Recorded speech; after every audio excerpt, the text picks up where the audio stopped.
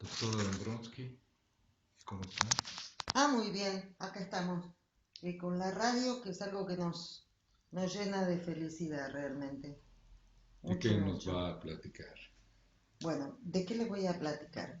Estamos con la lectura loca de la realidad 2 y decidimos hacer una segunda parte porque ayer vimos una miniserie, no miniserie, bueno, la primera temporada en Netflix, como estamos todos más o menos dando vuelta, eh, que se llama, la miniserie se llama Poco Ortodoxa, ¿sí?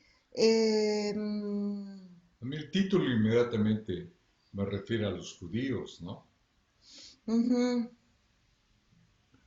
eh, sí, sí, fundamentalmente, ¿no es cierto? Uno llevado a eso. Más allá, o sea, si uno piensa en la historia, es muy simple. O sea, una chica que se encuentra sometida, subyugada, no, subyugada, sí, sometida a un régimen y decide, primero lo acepta y después se revela, ¿no? O sea, se revela ante eso y escapa, para decirlo en dos palabras. Va a haber una segunda, una tercera, o sea, pero ya podemos, como cuando vimos House of Cards, vimos la primera temporada y ya uno sabe de qué se trata, ¿no? Más o menos. Hace como 100 años que vimos House of Cards. Bueno, yo la vi. Yo no. Eh, no sé. Bueno, la cuestión es que, digamos, esa es la estructura, ¿no? La estructura de la historia. Eh, lo que es atrapante es ver cómo describen todas las costumbres. O sea, todas las costumbres de un régimen muy, muy estricto, terriblemente estricto. Y para que nos ubiquemos un poco, son aquellas personas en las que uno los ve por la calle, digamos que son las mujeres que tienen el pelo tapado, o sea, con un turbante o con una peluca, y los hombres visten todos iguales con unos sombreros negros y traje negro, camisa blanca, y tienen como unos bucles, ¿no?, de pelo, acá en lo que serían las patillas del hombre. Esto es como muy largo, ¿no? Como un rulo así, eh, digamos, como para poder identificar a qué grupo me estoy refiriendo. Pero esto que nosotros vamos a trabajar también lo podemos ver en grupos católicos, ¿no? Que acá en La Pampa, los menonitas, los no sé qué, ¿no? Grupos que hay así, o grupos de una cultura musulmana, hemos visto, ¿no? Películas de culturas musulmanas muy, muy estrictas. Eh, o sea que esto que vamos a trabajar es algo que es común, ¿no es cierto? Entonces, la historia es muy simple. La historia es muy simple porque es uno, eh, uno de los judíos, en un determinado momento lo cuentan, un señor que practicaba la religión judía en Berlín. eh, Todo el resto de su comunidad fue exterminado eh, fue exterminado. Bueno, este logra salir y llega a Brooklyn, en Manhattan me refiero, en Nueva York, y ahí arma una comunidad. Esta, habrá otras, ¿no es cierto?, en diferentes lugares. Entonces, arma una comunidad muy, muy estricta y que en un determinado momento de la serie dicen, ¿qué es eso, no? O sea, porque esta chiquita se escapa de Estados Unidos y va a Alemania, a Berlín. Eh, Y entonces cuando está en Berlín, tiene amigos de diferentes nacionalidades y le preguntan de qué se trata. Entonces, bueno, una de ellas dice, los hombres se dedican a estudiar la Torá y las mujeres son una máquina de hacer bebés. En otro momento, ella, la chiquita esta, dice que tienen que recuperar porque perdieron 6 millones de judíos durante el exterminio que hizo Hitler, ¿no? Eh, entonces, bueno, el tema es que a lo largo de la historia se descubre que la madre de ella había sido casada con un integrante que es tipificado como alcohólico y minusválido. Ella logró tener a una hija, que es esta, que se llama Esther sería, y escapa con la hija, ¿no?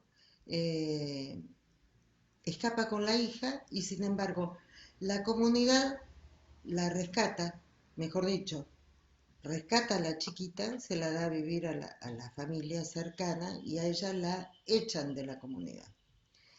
Ella regresa, la madre, regresa a Alemania porque toda su familia habían sido alemanes y en un determinado momento esta madre le dice que a ella la echan porque esta mujer decide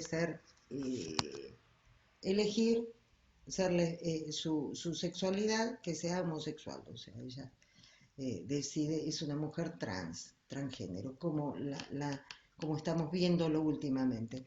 Bueno, la cuestión es que ella es echada, se va a Berlín y en algún momento en Nueva York ella le dice, mira, acá tenés todos los papeles que acreditan que vos sos alemana.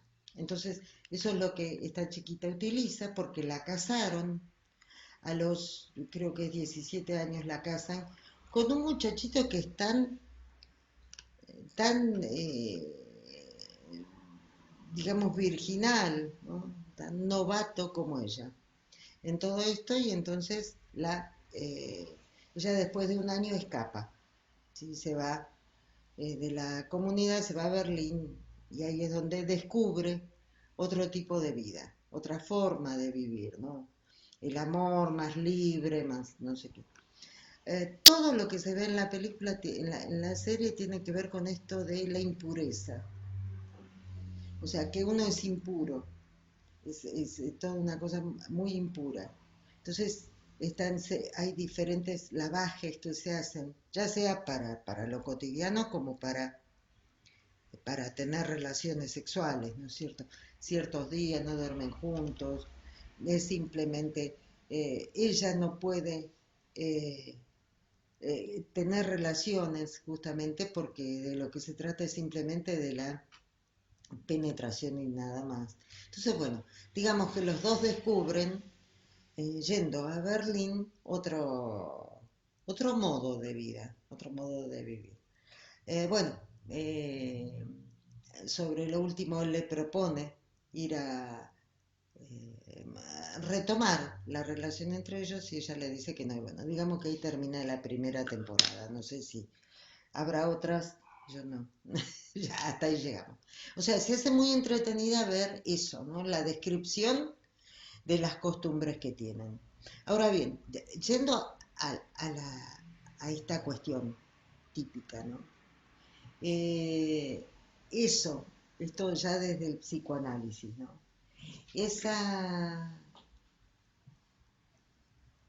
Eso que usted me decía toda esta cuestión de la pulsión de muerte, la pulsión de vida, y que yo le comentaba que decía, muy gráfico es, ¿no? Freud, hablando de esta cuestión que un día le grafiqué a los alumnos, ¿no? O sea, dibujé un monigote, lo repito porque no quedó grabado, ¿no? Entonces, el monigote y la tumba. Entonces digo, el organismo solo quiere morir a su manera. Y hago una flechita metafóricamente hablando, que es, le digo, bueno, esta es la pulsión de muerte. Entonces todos los alumnos me quedaron mirando como diciendo que... Y entonces dibujé un zigzag muy, muy cerrado, muy, muy cerrado, entre el punto de partida hasta el punto de llegada, y le digo, esta es la pulsión de vida. O sea, depende de cada uno cuando realmente, más allá de la cuestión esta del azar, que es lo que viene a establecer Freud en 1920, con más allá del principio del placer, la variable azarosa, digamos, que aparece en toda esta cuestión. Pero más allá de eso, eh, tenemos a la madre, ¿no? La madre que se muestra, la madre que se muestra deseante, la madre que dice, yo no quiero tener este tipo de vida así, y entonces se escapa, es echada de la comunidad y ella se va. Y es esa posibilidad, si bien le habían contado otra historia a la protagonista, a la chiquita esta de 18, toda la vida le habían contado. Esto es lo maravilloso del psicoanálisis, ¿no? Porque a ella le habían hecho otro relato. Viene repitiendo ella, ¿no? Sí, que la madre había huido y la había abandonado, ¿sí? Ese es el relato que ella tiene. Pero cuando ella decide huir, que no va detrás de la madre, o sea, en algún momento va, no lo encuentra, entonces, cuando ella decide huir por sí misma, sin haberse contactado con la madre, ¿qué es lo que la lleva a ella a huir? Porque quiere decir que esas primeras marcas de la castración materna, o sea, de la madre que dijo, yo soy una mujer deseante, yo quiero salir de esto, yo no me quiero quedar en esto, yo me escapo con mi hija, ¿no? Ahora vamos a lo innato y lo adquirido. Esas marcas primeras son las que le dan la fuerza a ella para salir y escaparse. Después ella se entera, mucho tiempo después, ella se entera la versión de la madre. Pero si no, ella tenía un relato, ¿no es cierto? Entonces, eso es lo que estas comunidades, ¿no? En otro momento de la serie, dicen, tenemos que, lleva a mi hijo en su vientre, dice el que era el marido, el que es el marido de ella. Y otro dice, tenemos que hacerla venir, porque el hijo nos pertenece.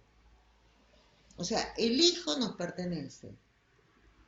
La mujer simplemente como esa función de incubadora sería. Nada más que eso, ¿no? Es más, al punto que cuando ella confirma que está embarazada, la médica en Berlín le dice, bueno, tenemos que a ver qué vas a decidir hacer. Pero, ¿qué? O sea, porque ella estuvo con anteojeras, ¿no? Nada más. Ese sí, si lo decidís tener o si decidís interrumpir el embarazo. ¿Cómo? Sí, acá se puede, ¿no? Eh, entonces, eso, ¿no? Vamos a lo innato y lo adquirido, que es lo que nos trae Freud, ¿no? Lo innato es esto, es esta comunidad que nos dice cómo tenemos que vivir, las reglas. Esto es muy estricto porque ellos siguen las reglas, por ejemplo, en un determinado momento, ella le recrimina a su marido, dice, el Talmud dice que la mujer tiene que tener relaciones con placer. Y entonces el marido le dice, las mujeres no leen el Talmud, ¿no? O sea, en ese punto, hasta ese punto llegamos, ¿no? Amén de un montón de prohibiciones que no estaba bien visto que las mujeres, por ejemplo, tocaran instrumentos. Lo que se ve es en la fiesta de casamiento de ella, que las mujeres bailan con las mujeres. y los hombres bailan con los hombres. Eso es la Grecia antigua y más atrás, cuando las mujeres vivían en el gineceo. La parte de la casa estaba dividida en el androceo y en el gineceo, que es lo que se toma para poder describir la flor como órgano sexual de la planta, digamos, ¿no? El área donde estaban las mujeres se llamaba el gineceo y ahí estaban las mujeres y las esclavas y los niños, ¿no? Y en el otro lugar estaba el androceo, que era el hombre público. O sea, la mujer, lo veíamos el otro día cuando estábamos viendo otra película, Juan y Eva, que era la película de Perón, que está en internet. La mentalidad de la mujer, estamos hablando 1946, más allá de si Perón le dio el voto femenino para poder ganar las elecciones, más allá de la cosa esa política, ¿no? La mujer en ese lugar, ¿no? Sin derechos, sin poder decidir. Yo me acuerdo allá por los años 60 estamos hablando, salió una ley que la mujer tenía que firmar, la esposa tenía que firmar cuando se iban a decidir los bienes, en la venta o lo que fuera la compra, los dos, ¿no? Se tenía que decidir y me acuerdo las bromas que se hacían en mi casa, porque mi madre iba a tener que empezar a firmar cuando se decidiera algo de la familia, ¿no? O sea, estamos hablando de los 60. Al 2000 son 40 años, al siglo XXI. O sea, todo eso, ¿no? Todo eso es, todo ese sometimiento, ¿no? O sea, es real.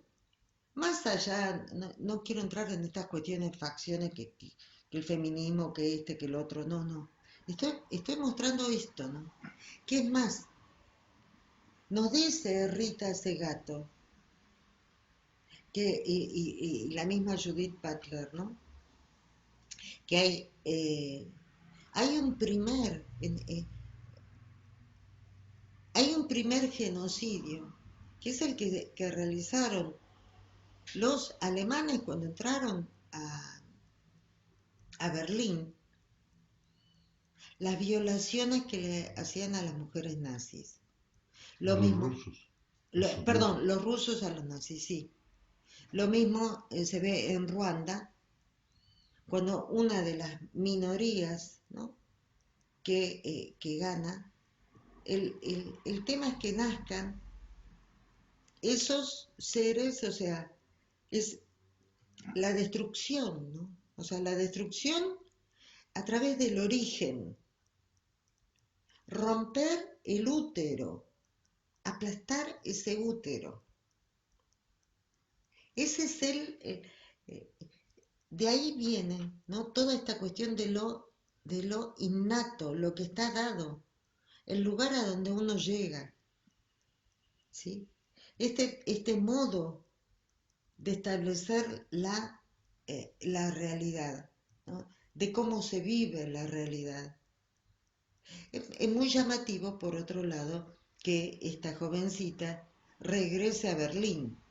O sea, que es una cuestión de marketing, de propaganda, que quiere mostrar Berlín como muy abierta y no sé qué, y muy así, ¿no? Eh, Recordemos, nosotros tenemos amigos europeos justamente de esa zona y que nos dicen que los abuelos no hablan. Los abuelos de esta generación de 30 y pico no hablan. Y los que tienen 50, que son los padres de esos que tienen 20 y pico y los hijos de esos otros, tampoco. Es algo que no se habla. O sea, ¿por qué nos quiere mostrar Berlín con esa apertura? Cuando uno va a Berlín, encuentra que es todo nuevo.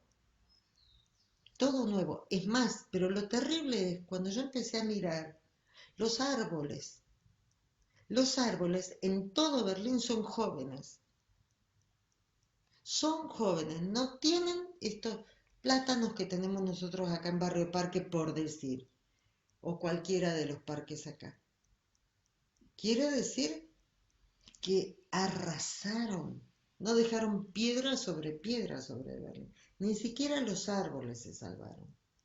Entonces es llamativo esto, ¿no? Que se establezca este lugar de la libertad y del, no sé qué, ¿por qué? ¿No? Uno pregunta por qué. Entonces tenemos lo innato y lo adquirido, nos dijera Freud, ¿no?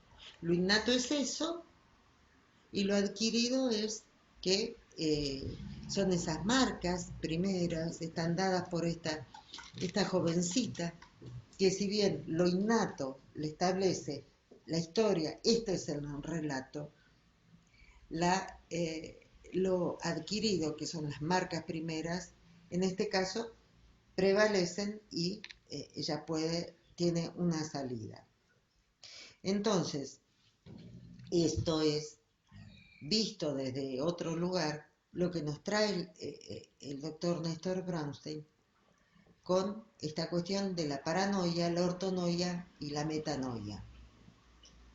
Más allá de estas posturas que son diferentes tipos de discursos, pensando el discurso desde Lacan como esa posibilidad de hacer lazo social. Entonces, muy sucintamente vamos a decir que la paranoia, justamente, cuando, digamos, incluso nos dice, y eso ya lo dijo Lacan, nos dice el doctor Brownstein, que los discursos no son siempre, o sea, no es que uno se para en un determinado tipo de discurso, se relaciona con el otro desde un determinado tipo de discurso, sino que uno se va parando, ¿no? Y va estableciendo diferentes tipos de lazo social. Entonces, en el momento, por ejemplo, de la desestructuración psicótica o de aquel que, por decir, decide suicidarse, ¿no?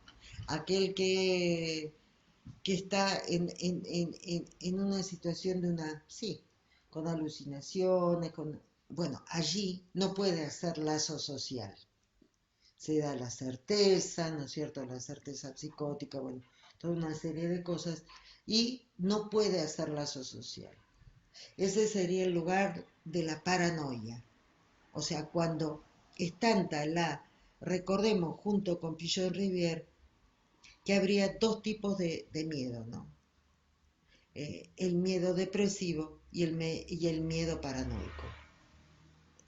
Y uno no se da sin el otro, en el que, entonces, que tiene que ver con esto, ¿no? El objeto, en el miedo paranoico, el objeto ha cobrado tal nivel de tamaño, por así decir, de dimensión, que uno se siente totalmente perseguido por ese objeto.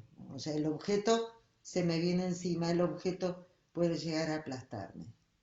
Mientras que en el miedo depresivo es justamente la falta total de objeto. Y es tanta la tristeza, tanto uno como el otro es imposible hacer lazo social. Porque en el miedo paranoico es el otro, o sea, el objeto, cobra el volumen de la omnipotencia, o sea, y uno queda en el lugar del objeto. Ahora el objeto es uno que no puede, ¿no?, relacionarse con ese otro que no tiene oreja. Eh, eh, Parafraseando a Lacan, que decía, ¿por qué la luna no tiene boca? Porque no necesita hablar. Bueno, este no tiene oreja, porque no le importa escucharme. Entonces, es ese miedo paranoico del otro que me va a aplastar. Mientras que el miedo depresivo es uno que ha perdido todo objeto. Uno está con la llaga abierta y hay un drenaje psíquico, nos dijera Freud, que no permite el encuentro con el otro. Entonces, ese lugar, ¿no?, del discurso paranoico, no es posible que uno haga lazo social. El discurso metanoico es ese donde uno dice, puta, pero yo quiero ir más allá.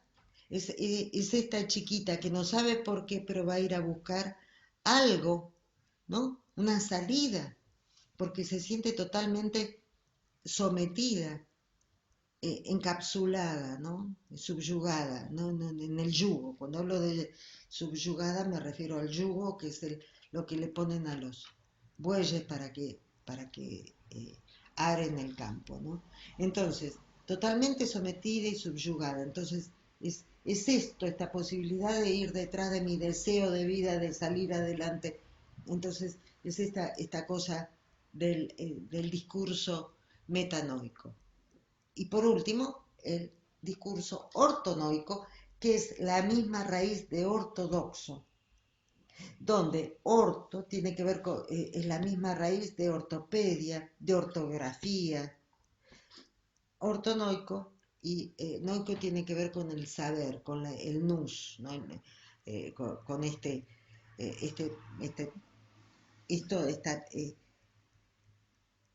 saber nuestro, ¿no?, de particular, tan singular, digamos. Eh, entonces, el ortonoico tiene que ver con eso, con que es lo cuadrado, lo sometido, que así tiene que ser y no se tiene que someter a eso.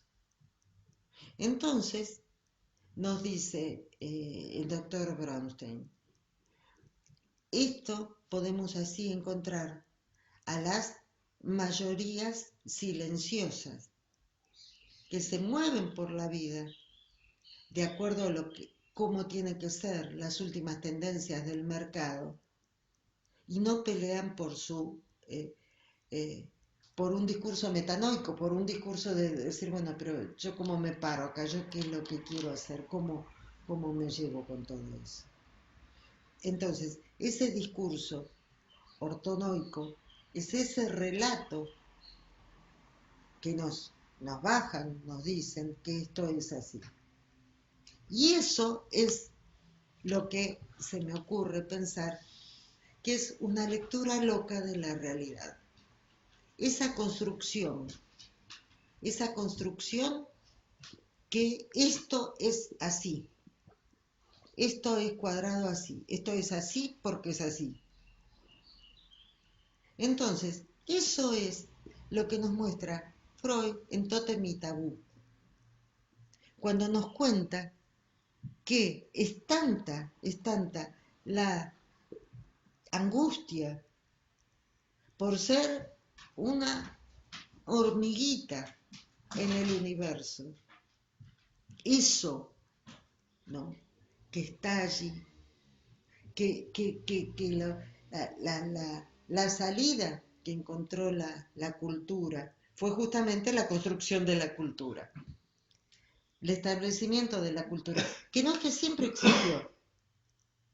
La cultura, la humanidad, surge en un determinado momento y en un determinado lugar, que es Uruk, en Babilonia, o sea, en la zona de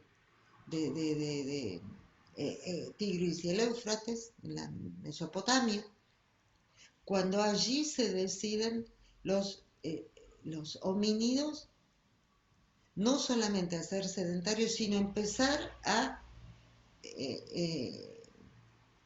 comercializar, por así decirlo. Empezar a cambiar y a trabajar con eso. O sea, se sedentarizan y a la vez empieza el intercambio. O sea, hay un momento. Entonces, esa construcción, eso es una construcción que nos permite sobrellevar la inermidad, la inocuidad y la inanidad que se siente frente a lo real. a lo real de la creación. Entonces, construimos la cultura, construimos, decíamos que nuestra postura es frente a la realidad, que es imposible asirla completamente, como si fuera una escala de frío y calor, amor, odio, ¿no? Decíamos, cordura, locura. Cuanto más cerca estoy de poder leer la lectura, hacer la lectura de la realidad, lo más cercano que se puede, estamos más cerca de la cordura. Cuanto más lejos estaremos, más cerca de la locura. Y ahí se mueve esta cuestión de la paranoia y la ortonoia de la que estábamos hablando. Entonces, estas construcciones, cuando son tan terribles, cuando lo único que quieren es el sometimiento del sujeto, cuando no le permiten, ¿no? No respetan su singularidad, el caso por caso, el uno por uno. Cuando no eso no es loco. Recordemos aquella película, ¿cuál era? De estos dos, kamikaze, ¿cómo se llaman? Árabes que iban a entrar a Israel y que llevaban un cinturón de dinamita que lo iban a poner en un bus, una cosa así. Uno de ellos lo hace y el otro no se escapa y anda con la bomba para todos lados porque se arrepiente. Pero entonces cuando van a entrar, digamos, a esperar el bus y hacerlo, nos dice, ¿y qué hacemos? Nos dice, no, se paran en la carretera. Cuando viene el bus suben. ¿Y después qué? Entonces apretás el botoncito, tirás del hilito. Y dice, y ahí está ya todo. Y después, bueno, ahí te vas a encontrar, ¿y cómo sigue? Dice, bueno, ahí vienen dos ángeles. ¿Y cómo sigue? Que te llevan enfrente de Dios. Algo así era, ¿no? Un relato. O sea, hay una continuidad. No sé, no, ¿acaso eso no es algo de la renegación, de la castración del fin? ¿Cómo pensar? ¿No? ¿Cómo pensar estas religiones? ¿No? Estas lecturas de la realidad. Más de una vez se ha dicho, ¿sí?, que la construcción, lo ha dicho Nietzsche y de ahí para acá, Dios ha muerto, ¿no? Ha dicho también que, lo ha dicho Marx, la religión es el opio de los pueblos, ¿no? Estas construcciones, ¿a qué llevan? Nos decían, no recuerdo ahora, pero bueno, el hombre lobo del hombre, ¿no? Lo dice Heidegger, pero no sé si para atrás también está dicho, ¿no? De someter al congénere por una cuestión de poder. Entonces,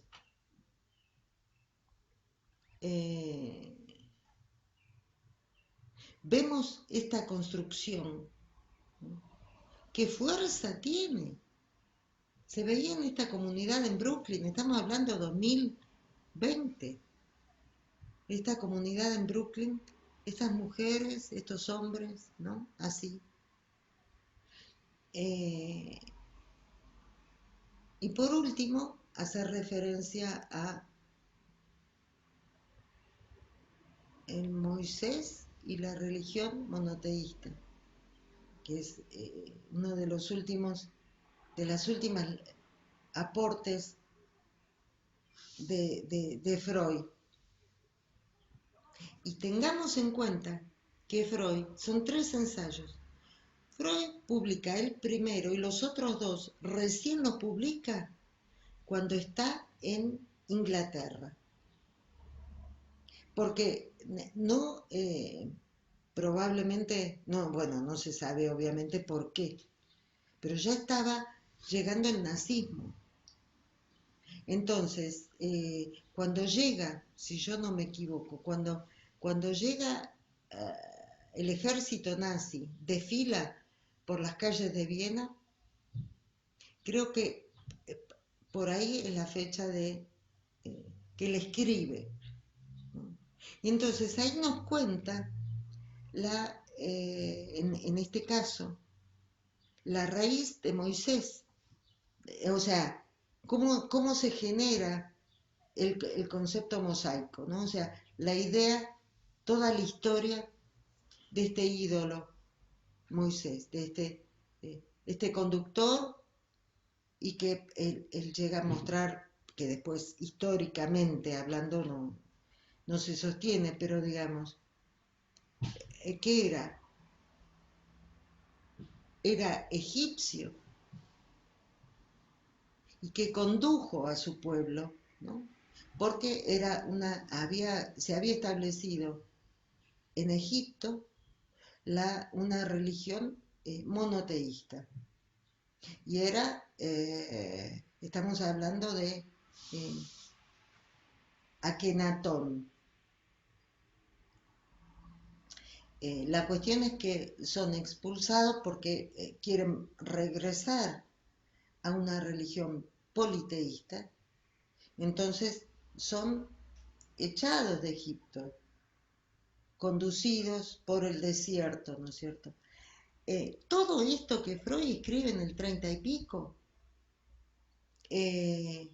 uno hoy ve el History Channel, todos los recorridos, cómo se borraron todas las huellas de este dios monoteísta que tenían los egipcios. Todo eso está comprobado, es increíble. Entonces, es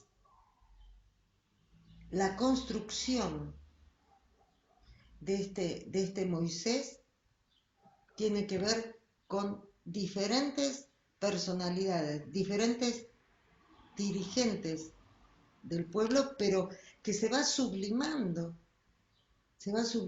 la historia hasta que se construye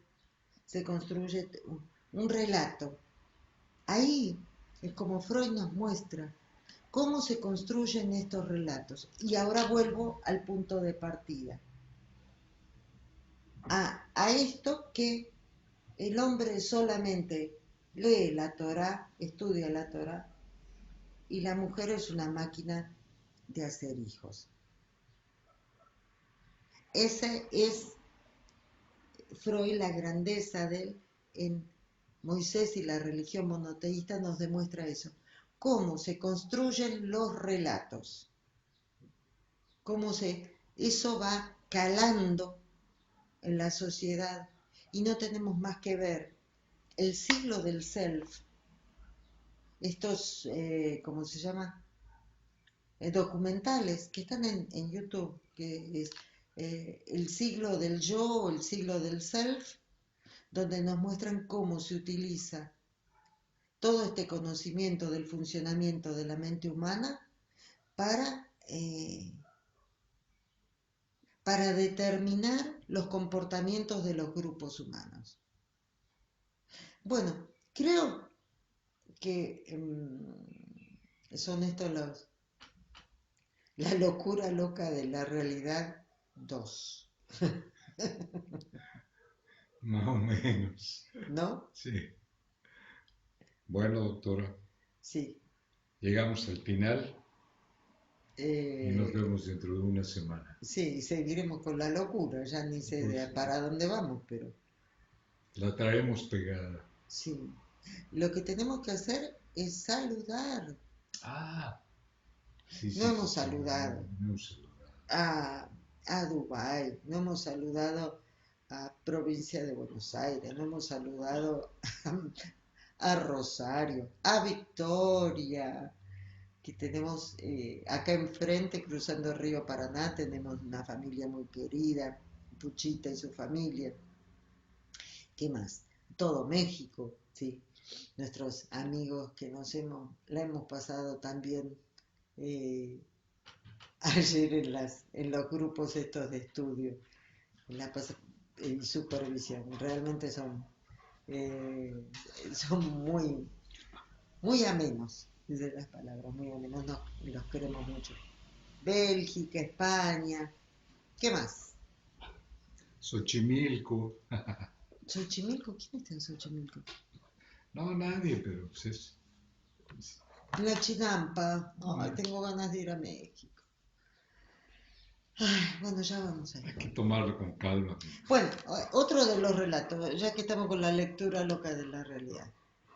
El presidente Andrés Manuel López Obrador está haciendo las gestiones y Manolo, habló con la primera ministra Merkel para que nos devuelvan los códices. Se los robaron. Y los austríacos tienen el penacho de Moctezuma. No hay derecho de tener que andar pidiendo por favor que nos devuelvan lo que nos robaron. No, y sobre todo está exigiendo una disculpa, ¿no? Por todo la conquista y el genocidio, ¿no? A España, ¿no? Muy importante eso.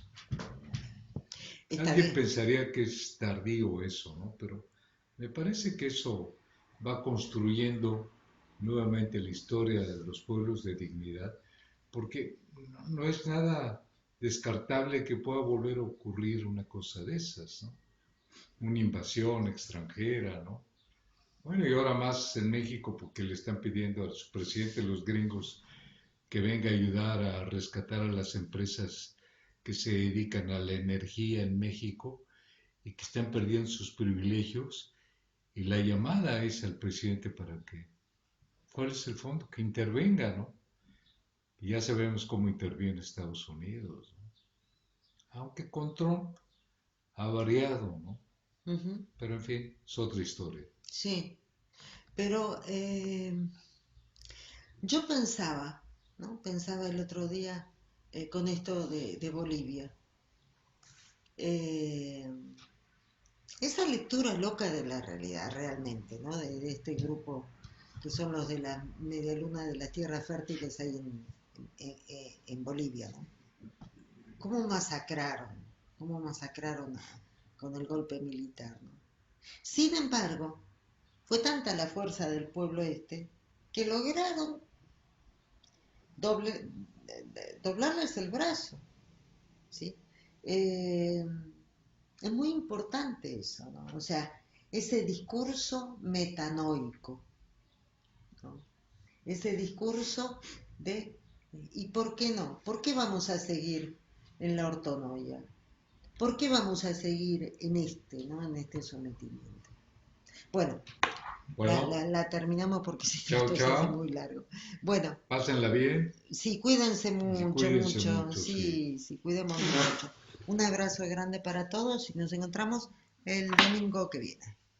¿Ok?